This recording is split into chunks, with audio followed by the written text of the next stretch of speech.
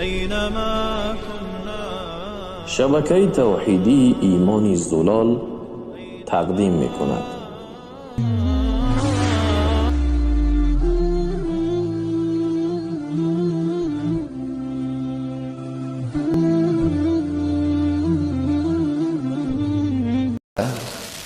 رواه المسلم او كما قال صدق النبي صلى الله عليه وسلم.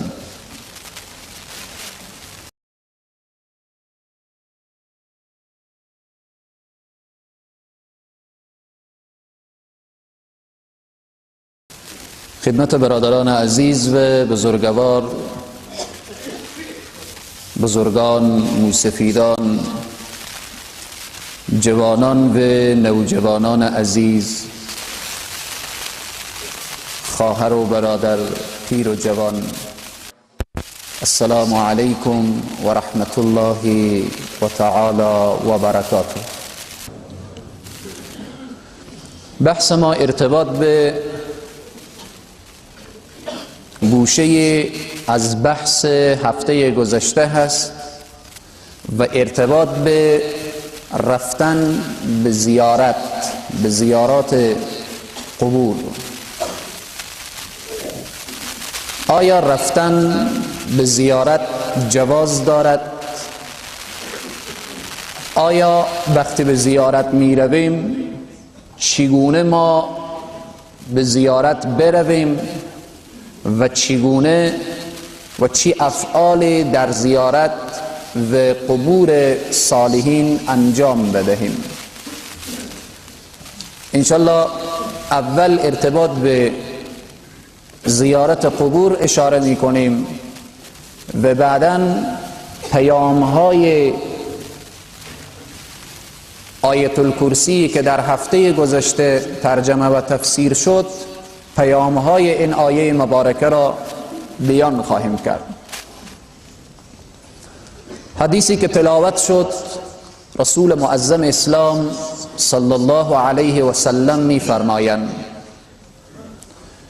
کنت نهیتکم، بودم من که شما را نهی کردم، عن زیارت القبور، از زیارت رفتن شما را منع کردم.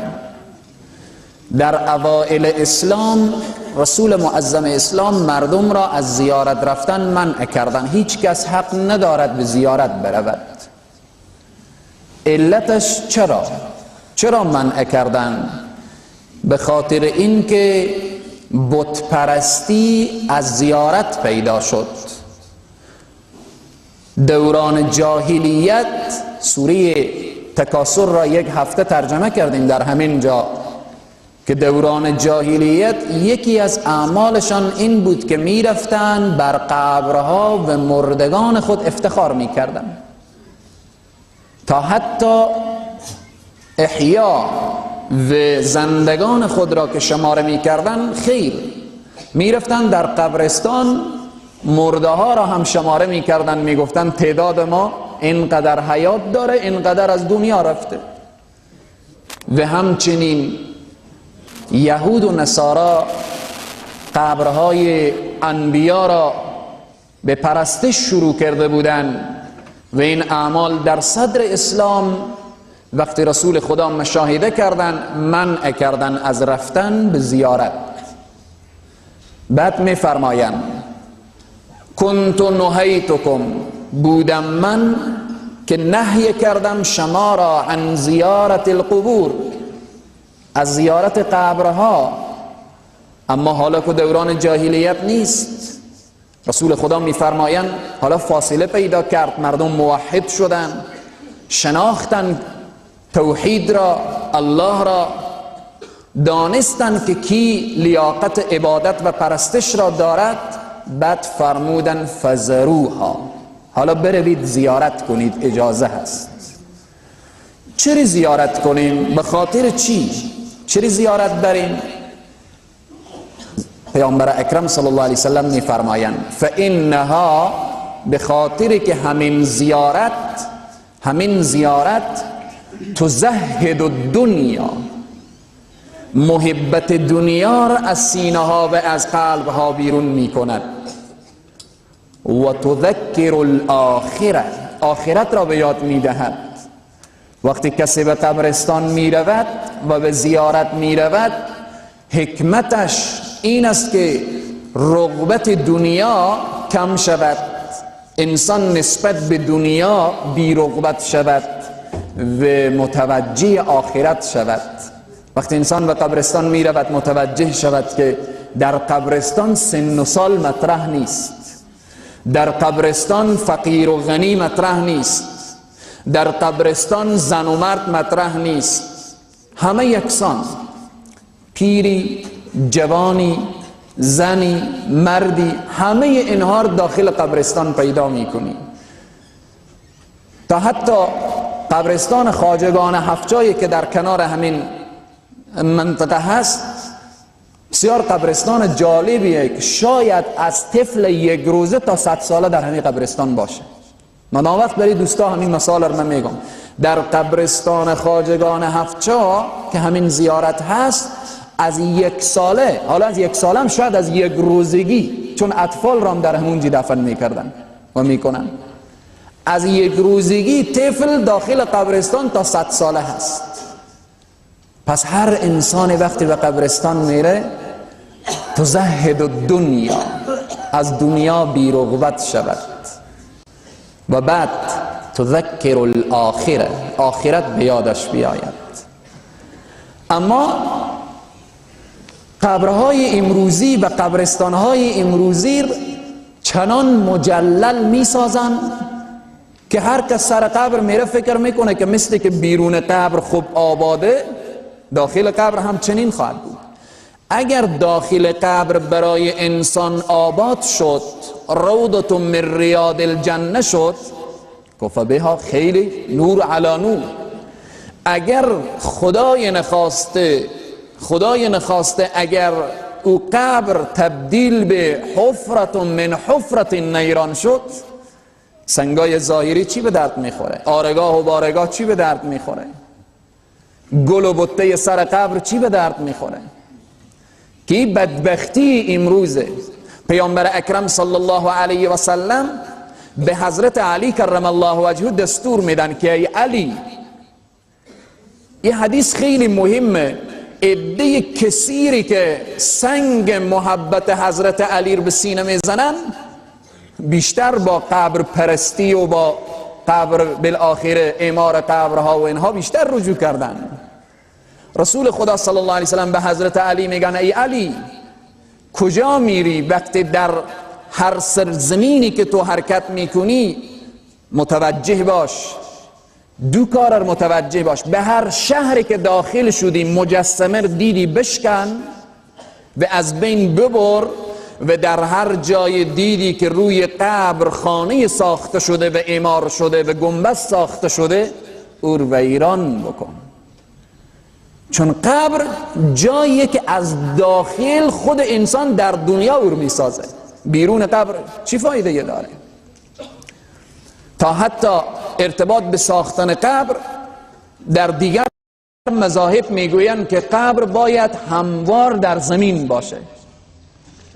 مذهب ما و شما میگوید، حضرت امام ابو حنیفه رحمت الله علیه، که قبر به اندازه 1 وجب از زمین کنده باشه که نشانی باشه که قبره.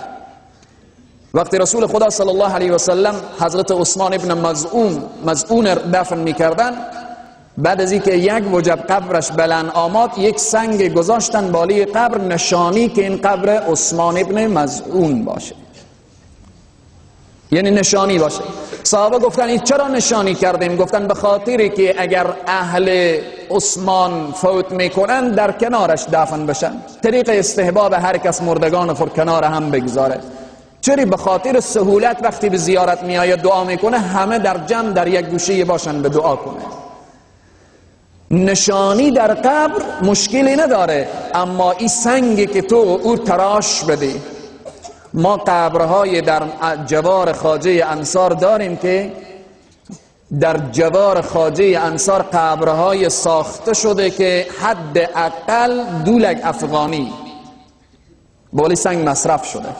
میشه که سنگ تراشار بیاریم یک روزی بگن که سنگ ها چند قیمت داره. جوانی آمد گفت فلانی ازدواج کردم 80,000 افغانی مهریه، 50,000 دادم، 30,000 دیگه 4 سال میشه که 30,000 نتونستم به سرهم کنم. 2 لک 2.5 لک 3 لک روی قبر مصرف میکنه. چی فایده میکنه به حال از اون؟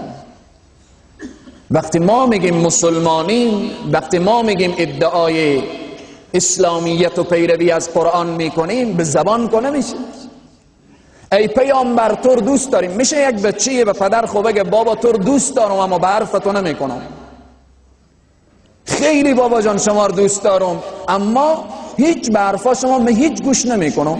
همین که میگه هیچ به حرفا شما گوش نمیکنم عین بی‌ادبی در مقابل پدره. ما میگیم ای پیامبر عاشقتونیم، عشق داریم به تو، اما به گفتهاتو نعوذ بالله کار نداریم. تو که گفتی قبر مجلل نسازیم، گج نکنیم و بالاخره چونه نکنیم و شیئی که سوخته شده مثل سنگ و گچ و آهک و اینها کار نکنیم، ما به این موضوع کار نداریم. چون در کنار قبر پدر ما قبریه که خیلی زیبایه، باید قبرم با همچشمی در مسئله قبر و آخرت و اینها، در این قضیه هم چشمی و اینها، تا حتی ارتباط به مسئله نوشتن سر قبر که سنگهای بزرگ و بالاخره دیگه مذاهب میگن که مشکلی نداره اگر کسی بالاخره عالمی، شخصیتی، عارفی، شیخی، مشایخی اسم از او منویسن تا ای که او قبر گم نشه و بالاخره بمانه، مشکلی نداره. اما من و شما که میگیم مذهب از امام ابو حنیفه رحمت الله علیه داریم، امام ابو حنیفه رحمت الله علیه میفرمایند که نوشتن بر سر قبر مکروه تحریمه، یعنی قریب به حرام. اگر این حرف کسی بگه شاید بعضی بگن که فلانی وهابی شده، نه، اصل مذهب وقتی نگاه کنیم که امام ابو حنیفه رحمت الله علیه چی میفرمایند، تا حتی ارتباط به تلاوت قرآن در زیارت سر قبر کسی بشین قرآن بخونه، آیا جواز داره؟ بله جواز داره. کی جواز داده؟ حضرت امام شافعی رحمت الله علیه میفرمایند که قرآن خوندن مستحسنه. محمد ابن حسن شیبانی که شاگرد امام ابو حنیفه میگه مستحسنه، کار نیکیه. حضرت امام احمد ابن حنبل میفرمایند که کار مستحسنیه. حضرت امام ابو حنیفه و حضرت امام مالک میفرمایند که قرآن خواندن سر قبر مکروهه، چون حدیثی نداریم. ما وقتی ما میگیم ما حنیفییم، ما مذهب از امام ابو حنیفه داریم، حالا منع نمی کنیم که کسی قرآن نخوانه سر قبر، چون دیگه بزرگان مستحسن دانستن، کار نیکی دانستن. منظور اینه که ما ارتباط به مذهب خود باید تحقیق داشته باشیم. حضرت امام ابو حنیفه نوشتن سر قبر مکروه تحریمه و قرآن خواندن سر قبر مکروه میدانن. همین لفظ مکروه یادداشت کردم به خاطری که بعضی دوستا شاید بگن که کجا میگه، شاید یکی از علما و بزرگوارا در صف حضور داشته باشن.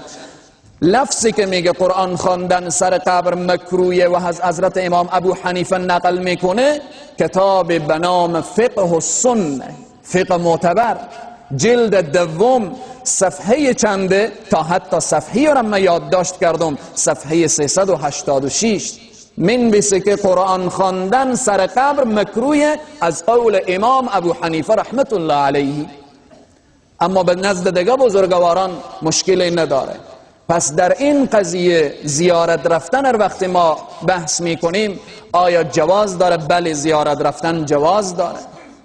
آیا به زیارت وقتی میریم چگونه بریم؟ تا حتی از جمله آداب زیارت که کفش ها بیرون بشه، تا حتی در حدیث رسول معظم اسلام میفرمایند اگر کسی قبرها را پایمال بکنه و یا این که سر قبر بنشینه، بالی قبر بنشینه، رسول خدا میفرمایند به بالی آتش بنشینه بهترتر از این که روی قبر بنشینه. مسئله احترام به بزرگان، مسئله احترام به اموات، مسئله جداگانیه. اما وقتی به زیارت می رویم چگونه و آداب زیارت چگونه هست؟ رسول معظم اسلام صلی الله علیه و سلم اجازه دادن که شما در اول اسلام منع کرده بودم، اما حالا فزروها، بریم زیارت کنیم. چرا زیارت کنیم؟ تزهد الدنیا، دنیا را از قلب شما بیرون بشه محبتش، و تذکر الاخره، آخرت به یاد شما بیاید. آیا رفتن به زیارت برای زنان جواز دارد؟ در این دو قول هست. عده‌ای از بزرگواران و فقها میگن وقتی رسول خدا منع کردن، بعد از این گفتن فزروها، زیارت کنید، در این اجازه تنها برای مردان هست، برای زنان اجازه نیست که به زیارت بروند. اما عده دیگر میگن نه، برای زنها هم جواز داره، اما به شرط زنان جوان نباشند. هر کدوم ما و شما میبینیم داخل زیارت ها چگونه، چی حالتیه. بهترین لباس زن میپوشه میای به زیارت، بهترین چادر و چادر نما، بهترین کفشر میپوشه میای به زیارت، بهترین عطر میزبط میای به زیارت. آیا این زیارت آمدن اینکه چی وعیدی پشت سر داره برای خانم ها؟ رسول معظم صلی الله علیه و سلم در حدیثی میفرمایند لعن الله سبحان الله، لعنت کند خدای تبارک و تعالی کیها را؟ زوجور، زنانی که بیباک به زیارت می آیند، مورد لعن و نفرین خدا قرار می گیرند. زنانی که بیباک، زنانی که با بالآخر لباسهای مزین و مفشن به زیارت می آیند. لعن الله زوارات القبور والمتخذات علیهن المساجد والسروج، لعنت خدا با زنانی که بیباک به زیارت می آیند. لعنت خدا باد بر انسانهایی که مساجد را قبرستان تبدیل می کنند و قبر را داخل مسجد می گذارند. لعنت خدا باد بر انسانهایی که بر زیارت شمع و چراغ روشن می کنند. این پیامبر اکرم صلی الله علیه و سلم میگه. این او پیامبری که ما میگیم ای پیامبر عاشقتونیم. وقتی میگیم عاشقیم باید عاشق به حرفهای پیامبر هم باشیم، به گفتار پیامبر عاشق باشیم. وقتی ما بگیم عاشقیم اما به حرفتو نمی کنیم، این چگونه عشقیه، چگونه محبتیه؟ پس به همینه که رسول خدا صلی الله علیه و سلم میفرمایند فزروها، زیارت کنید، تزهد الدنیا و تذکر الاخره. حالا به زیارت که میرویم چگونه داخل میشیم؟ باز هم رسول خدا صلی الله علیه و سلم به ما تعلیم دادن. رسول خدا در جنت البقیع میرفتن، در قبرستان بقیع میرفتن، چه کار میکردن؟ به ما تعلیم دادن. میفرمایند کان النبی صلی الله علیه و سلم، بودن پیامبر خدا صلی الله علیه و سلم، یعلمهم اذا خرجوا الى مقابر ان یقول قائلهم، کسی که رو به طرف قبرستان میره باید چنین بگه.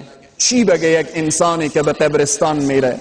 باید بگه السلام علیکم، سلام بر شما اهل الدیار من المؤمنین والمسلمین، سلام بر شما ای مؤمنین ای مسلمین، و انا ان شاء الله بكم لاحقون، ان شاء الله خدا بخواهد ما هم به شما ملحق میشیم.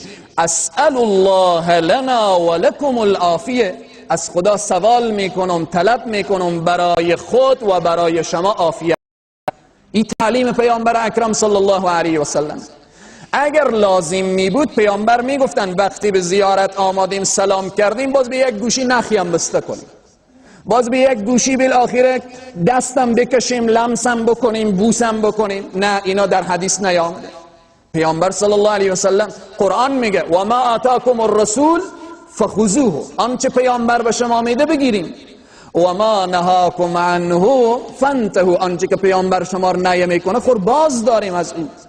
به اینه که آداب زیارت رسول معظم اسلام صلی الله علیه و سلم به ما یاد میدن که وقتی میریم بگیم السلام علیک یا اهل القبور یا اهل الدیار من المؤمنین والمسلمین. یا در روایت دیگری میاره که یغفر الله لنا ولکم انتم سلفنا و انتم بالاثر.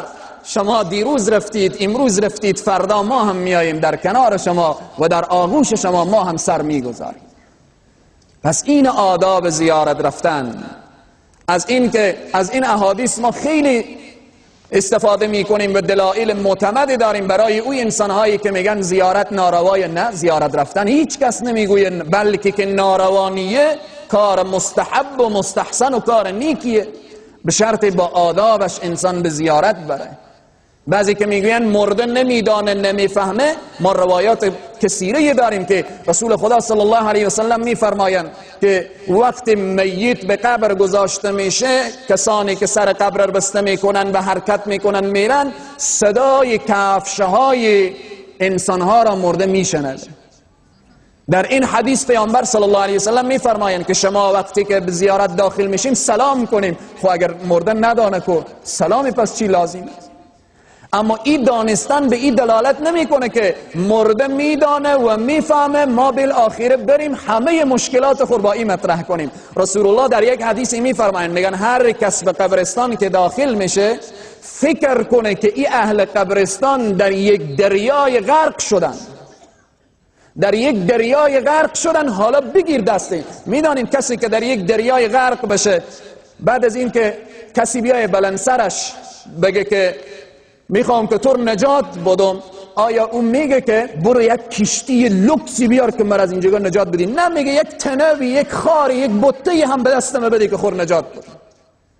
انسانی که در قبرستان در اونجا خوابیده، او رسول الله تشبیه به انسانهایی که غرقن. تو که به زیارت میری دعا کن به حق اونها نیاز به دعای تو دارن. نمیری که از اونها تو استفاده کنی، برو که اونها از تو استفاده کنن. دعا کن. وقتی دعا کردی اونها خوشحال شدن، به خوشحالی از اونها و به یاد آخرت افتادن، به رغبت دنیا از دل بیرون شدن، اینجا خدای تبارک و تعالی به تو هم حسنه میده. اما ای که بریم به فلان زیارت که مشکل محل بشه، ای واقعا باز در بخش پیام‌های آیه آیت الکرسی انشاءالله او را هم یک اشاره میکنیم که چی پیام‌های داره. پس به همین ترتیب سروران عزیز و بزرگوار، زیارت رفتن آداب داره. آیا دعای ما چی چیز برای میت از همه مفیدتره؟ بعضی میگن دعا نکنیم، قرآن نخونیم. نه، وقتی او محتاج به دعای ما هست، تا حتی پیامبر اکرم صلی الله علیه و سلم که بهترین و اشرف مخلوقات هستند، بعد از هر نماز مؤذن ها چی دعا میکنن؟ پیامبر صلی الله علیه و سلم تعلیم میدن که ای مؤذن، بعد از اذان چون وقت قبولیت دعا کن اللهم رب هذه دعوة التامة والصلاة القائمة آتی یا الله بدی، یا الله بدی. به حق پیامبر صلی الله علیه و سلم ما دعا میکنیم. خود پیامبر تعلیم میدن که به حق ما دعا کنیم، بخوایم از الله آتی بدی. برای کی؟ آتی سیدنا محمد الوسیلة والفضیلة والدرجة الرفیعة. بدی به پیامبر او درجه والا و مقام محمودی رو به پیامبر بدی یا الله. این ما دعا نمی کنیم بعد از نمازها؟ پیامبر صلی الله علیه و سلم میگن به حق ما دعا کنیم. پس هر کس نیاز به دعا داره، هر کس نیاز به الله داره. الله که بی نیازه، الله که بی نیازه، همه با الله محتاجیم. پس وقتی به قبرستان میریم، خلاصه بحث ما اینه که وقتی میریم دعا کنیم. در روایات آمده که به قبرستان رفتیم، اگر کسی میتوانه سوره یاسین شریف رو بخونه، میتونه سوره ملک تبارک الذی بخونه، میتونه 11 مرتبه قل هو الله رو بخونه، تا حتی سر قبرستان ننشینه، استاده از پایین پای میت بره در کنارش بیسته دعا کنه. اگر اینها رو یاد نداشت، هر چی که یاد داره به دعای داره، دعا کنه در حقش. چی چیز برای میت مفید؟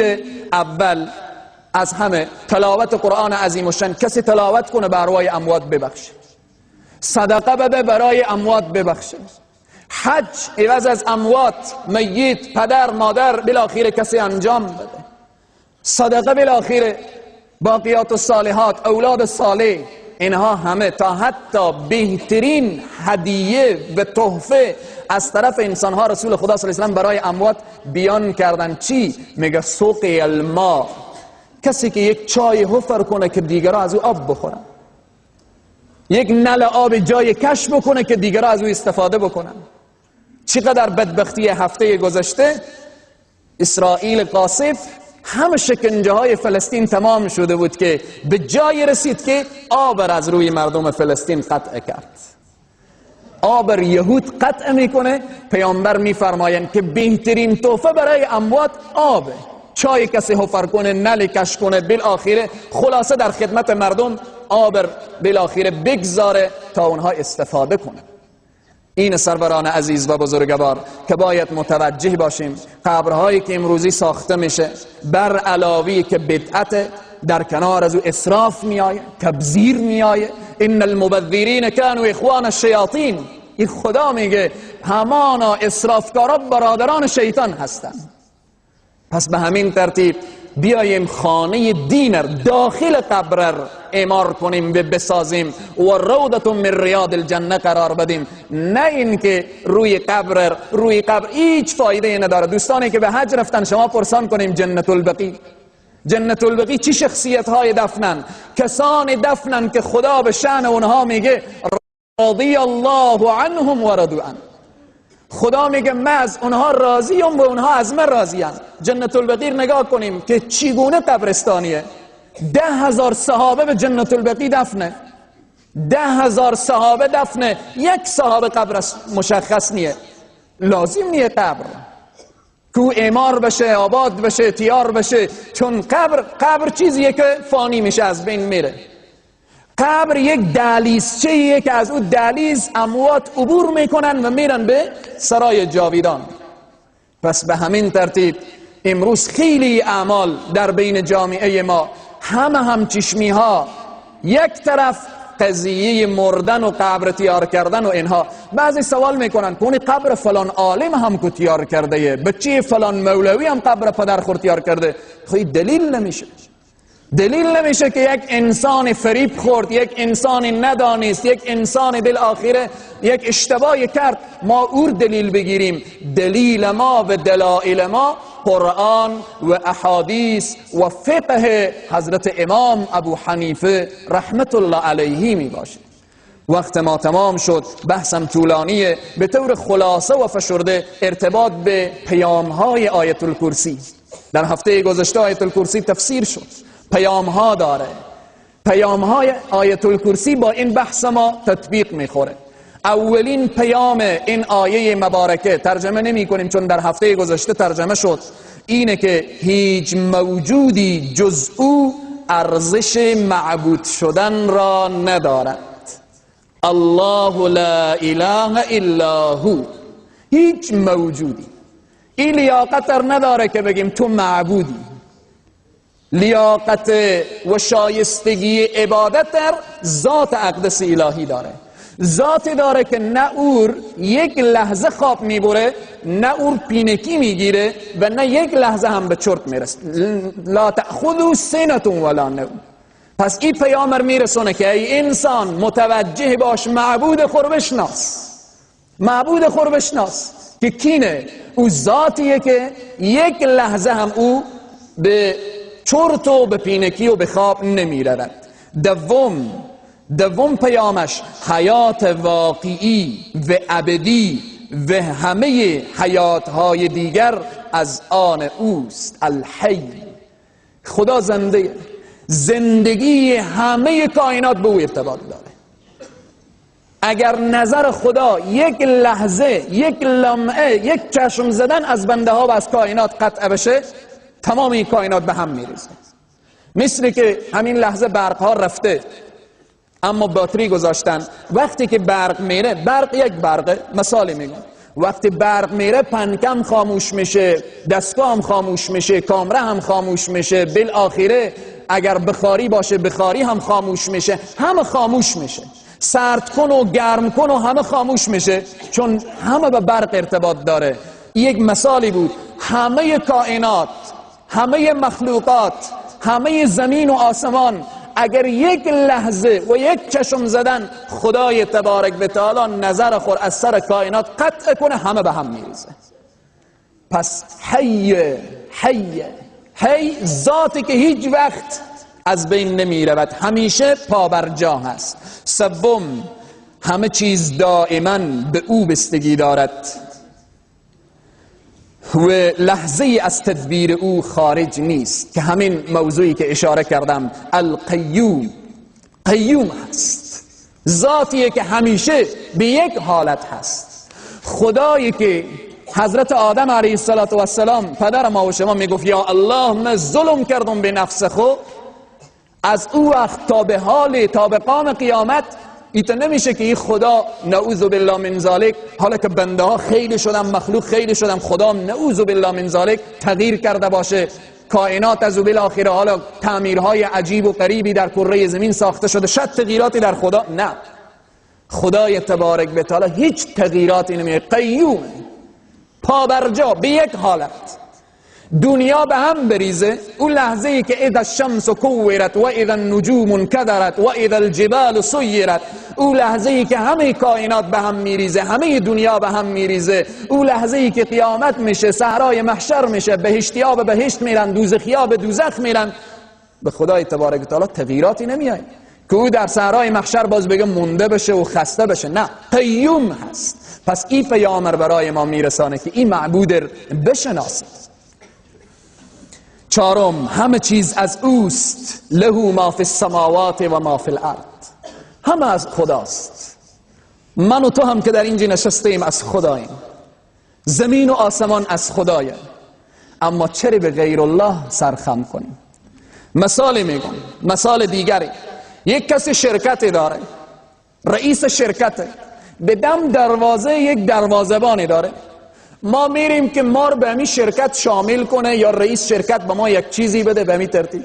حالا چه کار میکنیم؟ دروازه‌بانی که خود از او معاش خوره، میریم پیش همین دروازه‌بان گریه میکنیم محتاج و مشکلات دارم، من رو به همین شرکت جاده. او دروازه‌بان چی میگه؟ دروازه‌بان میگه بخ کاکا برو که حالا مر صاحب کار خود مرام بیرون میکنه، برو برات کار خود، برو رئیس پیدا کن، دنبال رئیس بگرد، تا حتی پیش معاونی هم نرو. رئیس اگر میخوای که کارتو جور شه و صحیح شه، پیش رئیس برو. له ما فی السماوات و ما فی الارض، زمین و آسمان از خدای، عزت از خدای، قوت از خدای. ما دیگه جا بریم، عزت از دیگه جا، عزت از حکومت و از ملت و بالاخره از یک دیگه طلب کنیم. خیلی واقعا شاید خیلی کسانی بوده باشه که اگر فلانی رئیس جمهور شه من خیلی عزت پیدا میکنم، اگر فلانی رئیس جمهور نشه من شاید عزت پیدا نکنم. عجب، عزت خور از رئیس جمهور تعیین شه و پس بشه و پیش بشه. ان العزت لله و ان القوة لله. این پیامبر میرسانه که ای انسان بیا با قدرت ارتباط برقرار کن که له ما فی السماوات و ما فی الارض، پرواز بکن به آسمان و زمین. این که یک مملکتیه، ادی مملکتی. بیخی رئیس جمهور با تو آشنا باشه، خیلی کار بکنی به همین مملکت، به همین چاردواری همین مملکت قدرت داری. با خدا ارتباط برقرار بکن که زمین و آسمان از تو باشه. تکبیر! له ما فی السماوات و ما فی الارض. ما و شما این خدا را آمدیم سجده کنیم که زمین و آسمان از اونه. وقتی زمین و آسمان از او بود، یعنی آنچه که در تحت زمین و آسمان از خدایه. پنجم، با خیال و توهم شما چیزی شفی و واسطه نمی شود. ای مشرکین صدر اسلام، قرآن اونا رو مخاطب داره. و ای مشرکینی که امروز غیر از خدا عبادت میکنیم، ای یهودیایی که عزیر ابن الله میگیم، ای مسیحایی که شما مسیح ابن الله میگیم، شما فکر میکنین که با این خیالی که داریم عزیر و حضرت مسیح به درد شما میخوره که بگیم بچه خدای؟ نه. من ذا الذی یشفع عنده الا باذنه.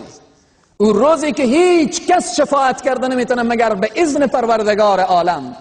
پس این خیالار از ذهن خود این پیامبر میرسونه، میگه فلانی خطیب جان تو نگو که من اولاد خواجه انصارم، زهد و تقوا داشتی محبوب خدایی که نداشتی نعوذ بالله رانده ابدی.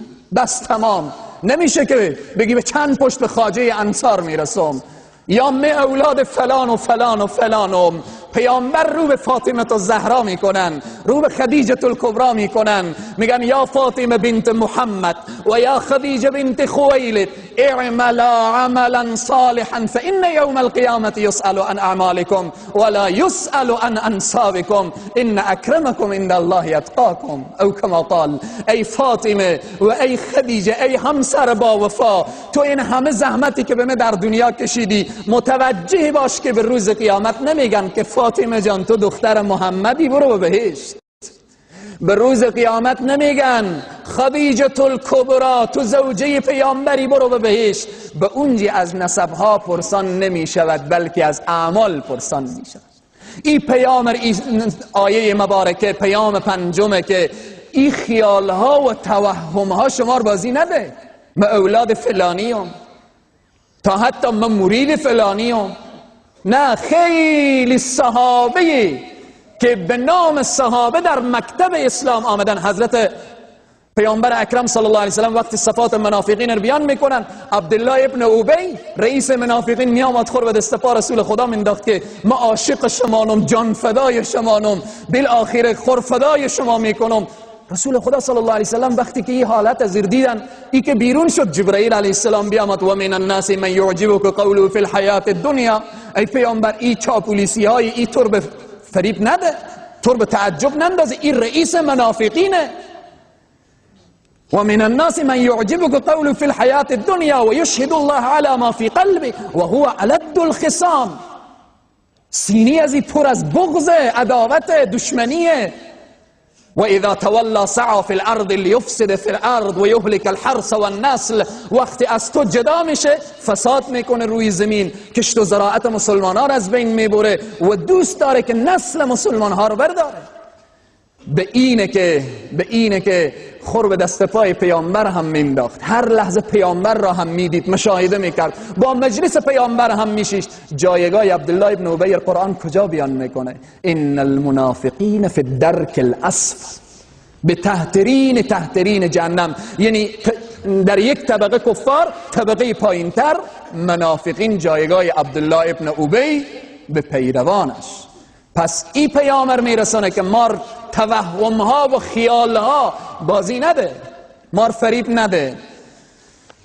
ششم، خداوند بر همه چیز و در همه احوال آگاه است، پس از گناه در برابر او حیا کن. یعلم ما بین ایدیهم و ما خلفهم، خدا گذشته تو را، آینده تو را میداند. وقتی که میخوای حیا کنی از خدا حیا کن. بعضی چهار طرف خور نگاه میکنن و به می ترتیب. حالا او کسی که رشوت از زر میز میگیره به صحرای محشر چه کار میکنه؟ به صحرای محشر کجا میره؟ او کسی که سود مخفیانه میگیره به صحرای محشر کجا میره؟ یعلم ما بین ایدیهم و ما خلفهم. او کسی که بری پرسونل خودی میگه. چند روز پیش یکی از برادرها قصه کرد، گفت به شعبه یکی از ارگانها و ریاستها و اینها رفتیم، گفت که به ما گفته که این مسئله شما به اینجا اجرا نمیشه، باید دم خانه بیاییم. خب امروز در خونه، فردا در خونه، پس فردا در خونه، فردا به صحرای محشر. امروز از من میشرمی، از این میشرمی، فردا به صحرای محشر که از آدم تا خاتم استاده اند. او لحظه ای که پیامبر اکرم صلی الله علیه و سلم در او جایگاهی که بلند استاده اند و امتشان به اطرافشان استاده اند، در اونجا چه کار میکنی؟ کجا میری؟ پس این پیامبر این آیه به ما میرسانه که ای انسان متوجه باش، خداوند بر همه چیز و در همه احوال آگاه است، میدانه. پس از کی حیا کن؟ از خدا حیا کن. ما این طرف نامحرم نگاه کنی، تو جوان مسلمان متوجه نشو که کسی هست میبینه یا نه، فوراً متوجه باش که الله میبینه. الله گفته قل للمؤمنین یغضوا من ابصارهم، چشما خود از نامحرم بگیر. کس دیگه نگفته. رسول الله گفته لعنت الله علی الراشی والمرتشی و من یمشی بینهم. از قول رسول الله حیا کن، از خدا حیا کن، از عذاب الهی بترس. پس این پیام میرسونه که ترسی که داریم از الله داشته باشیم. وقت ما تمام هست، خلاصه پیامهایش را بیان میکنم. هفتم، او بر همه چیز احاطه دارد ولی دیگران بدون اراده او حتی به گوشه از علم او احاطه ندارند. لا یحیطون بشیء من علمه الا بما شاء. هیچ کس، خدایی که بر همه چیز احاطه داره، خدایی که به همه چیز میفهمه. و عنده مفاتیح الغیب. اگر دروازه مسجد قلف باشه کی میتونه داخل مسجد بیایه؟ هیچ کس نمیتونه.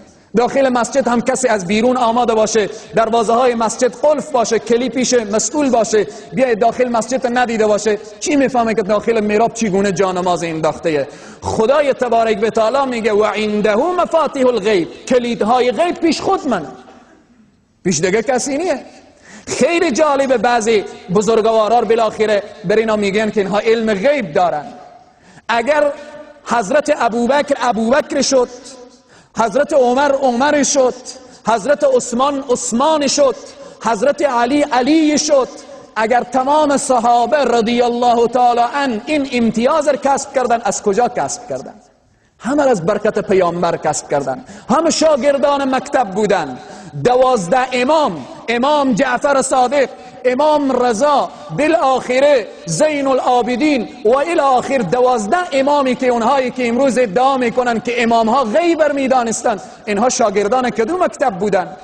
اینا که در مکتب پیامبر تربیت شده بودن. پیامبر غیبر نمیفهمید، استاد غیبر نمیفهمید، اینا پس پیش کی درس خواندن؟ نکنید روح بزرگواران را، روح امامان را، روح صحابه، روح بزرگان و صالحین را از این بیشتر به درد نیاورید. خیلی جالبه. باز هم حرف دیگری بگم، وقت ما هم تمام شده. اگر یکی از این بزرگوارانی که امروز در مقابر و مقبره ها اینها 100 نفر جمع شده، هر کدوم یک مشکلی داره.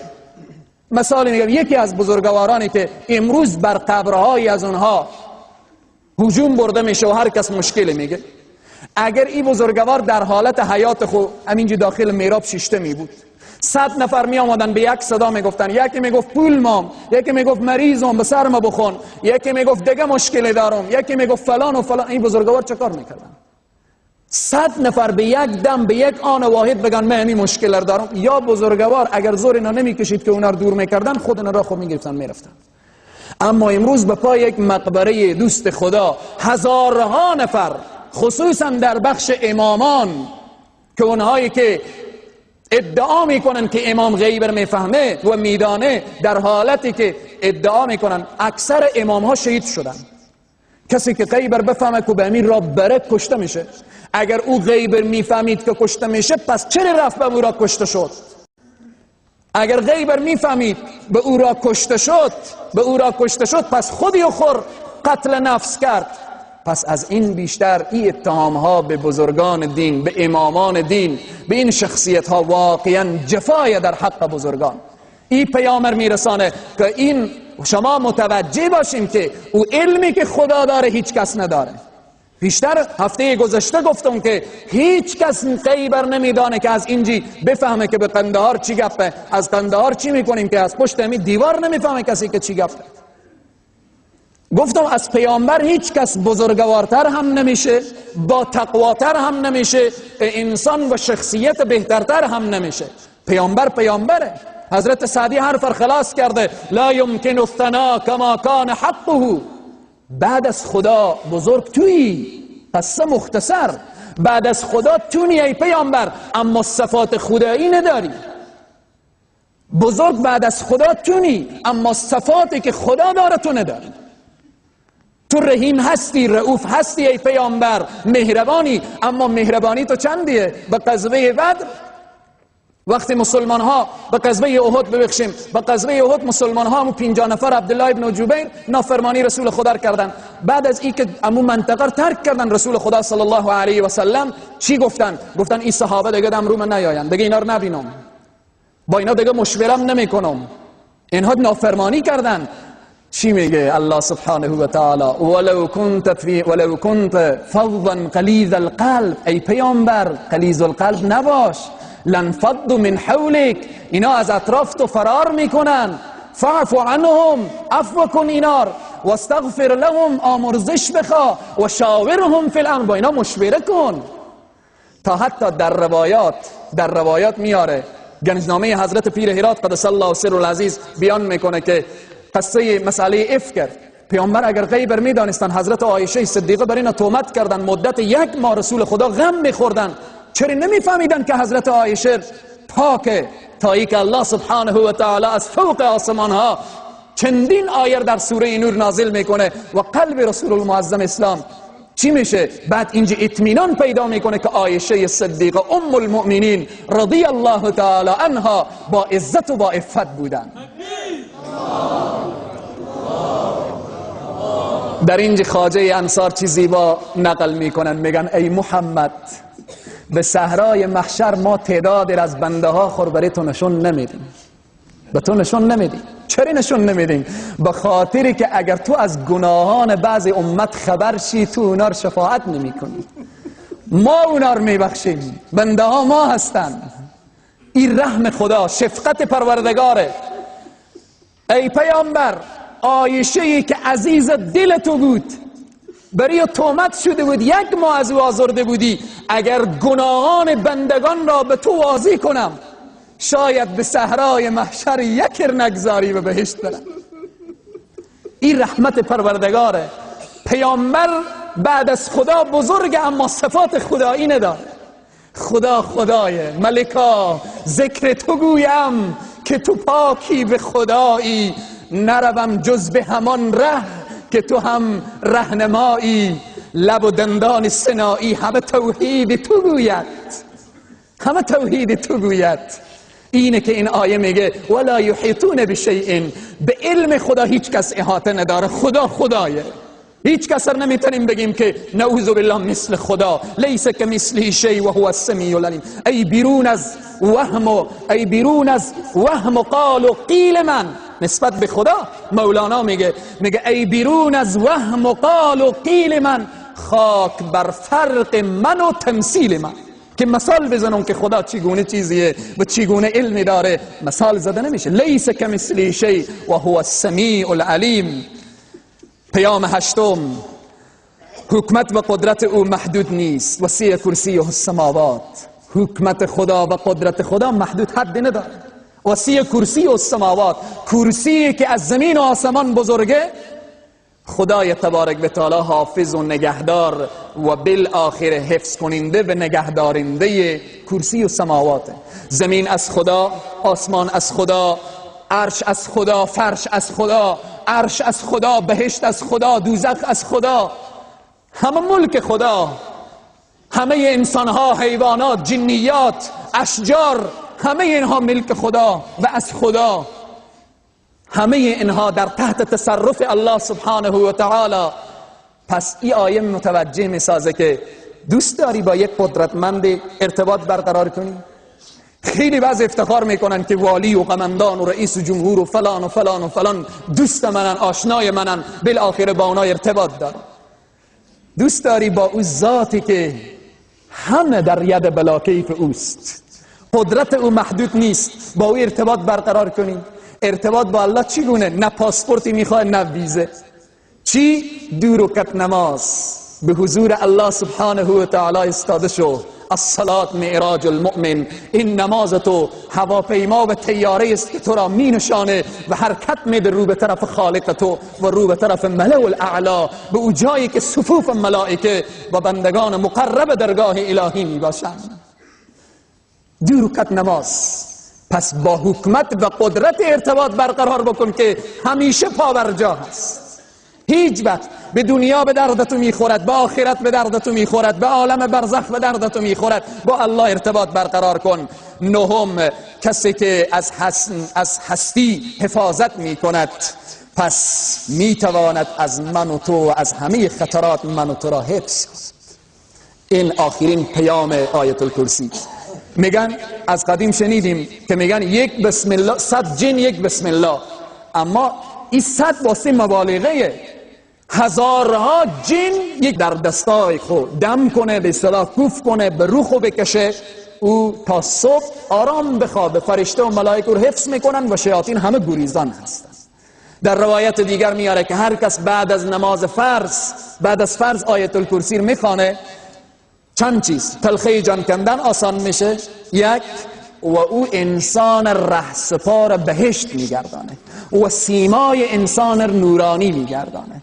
چقدر کارهای ساده آسان، اما ثواب چقدر، مزد چقدر. الله سبحانه و تعالی برای همه ما توفیق بده تا اینکه همه اعمال ما، زیارت رفتن ما، تلاوت ما، نماز ما، همه مطابق به دستورات پیامبر اکرم صلی الله علیه و سلم باشه. الله سبحانه و تعالی جمیع مریضان شفای عاجل عنایت بفرمایه که درخواست دعا نمودن. جمیع اسرا، کسانی که بیگناه و ناحق بندی شدن، الله سبحانه و تعالی اونها را از اون زندانی که رفتن، اونها را صحیح و سالم به خانه و کاشانهشان بر بگردان. الله سبحانه و تعالی برای همه ما توفیق بده تا اینکه احکام اسلام و احکام قرآن را درست